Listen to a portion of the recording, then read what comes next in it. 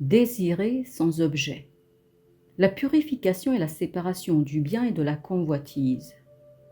Descendre à la source des désirs pour arracher l'énergie à son objet. C'est là que les désirs sont vrais en tant qu'énergie. C'est l'objet qui est faux, mais arrachement indicible dans l'âme à la séparation d'un désir et de son objet. Si l'on descend soi-même, on trouve qu'on possède exactement ce qu'on désire. Si l'on désire tel être, on désire un être particulier, limité. C'est donc nécessairement un mortel. Et on désire cet être-là, cet être qui, que, etc. Bref, cet être qui est mort, tel jour, à telle heure. Et on a la mort. Si on désire de l'argent, on désire une monnaie, une institution, quelque chose qui ne peut être acquis que dans telle ou telle condition. Donc, on ne le désire que dans la mesure où. Or, dans cette mesure, on l'a. La souffrance, le vide sont de tels cas le mode d'existence des objets du désir, qu'on écarte le voile d'irréalité et on verra qu'ils nous sont donnés ainsi. Quand on le voit, on souffre encore, mais on est heureux.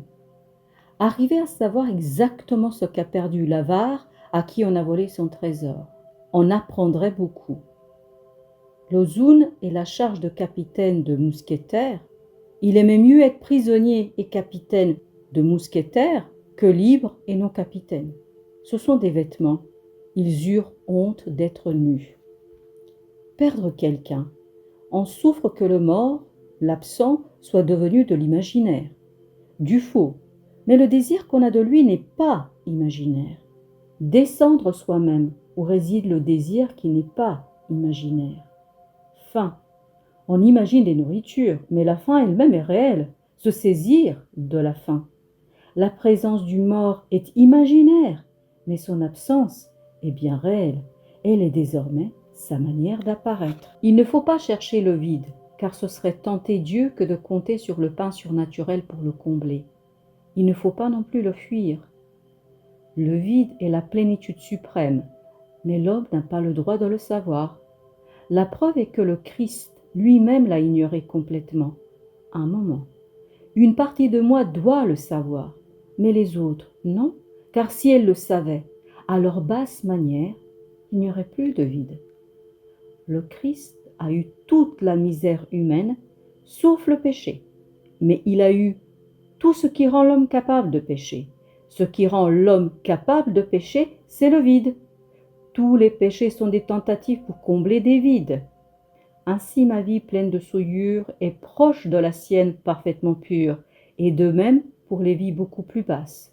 Si bas que je tombe, je ne m'éloignerai pas beaucoup de lui, mais cela, si je tombe, je ne pourrai plus le savoir. Poignée de main d'un ami revu après une longue absence. Je ne remarque même pas si c'est pour le sens du toucher un plaisir ou une douleur. Comme l'aveugle sent directement les objets au bout de son bâton, je sens directement la présence de l'ami, de même les circonstances de la vie, quelles qu'elles soient, et Dieu. Cela implique qu'il ne faut jamais chercher une consolation à la douleur, car la félicité est au-delà du domaine de la consolation et de la douleur. Elle est perçue avec un autre sens, comme la perception des objets au bout d'un bâton ou d'un instrument est autre que le toucher proprement dit. Cet autre sens se forme par le déplacement de l'attention au moyen d'un apprentissage où l'âme tout entière et le corps participent. C'est pourquoi dans l'Évangile, je vous dis que ceux-là ont reçu leur salaire. Il ne faut pas de compensation. C'est le vide dans la sensibilité qui porte au-delà de la sensibilité. Reniement d'un Saint-Pierre. Dire au Christ « Je te resterai fidèle », c'est déjà le renier, car c'était supposé en soi et non dans la grâce la source de la fidélité. Heureusement, comme il était élu, ce reniement est devenu manifeste pour tous et pour lui. Chez combien d'autres de telles vantardises s'accomplissent et ils ne comprennent jamais. Il était difficile d'être fidèle au Christ. C'était une fidélité avide. Bien plus facile d'être fidèle jusqu'à la mort à Napoléon. Bien plus facile pour les martyrs plus tard d'être fidèles, car il y avait déjà l'Église, une force, avec des promesses temporelles. On meurt pour ce qui est fort, non pour ce qui est faible, ou du moins pour ce qui, étant momentanément faible, garde une auréole de force. La fidélité à Napoléon à Sainte-Hélène n'était pas une fidélité avide. Mourir pour ce qui est fort fait perdre à la mort son amertume, et en même temps tout son prix.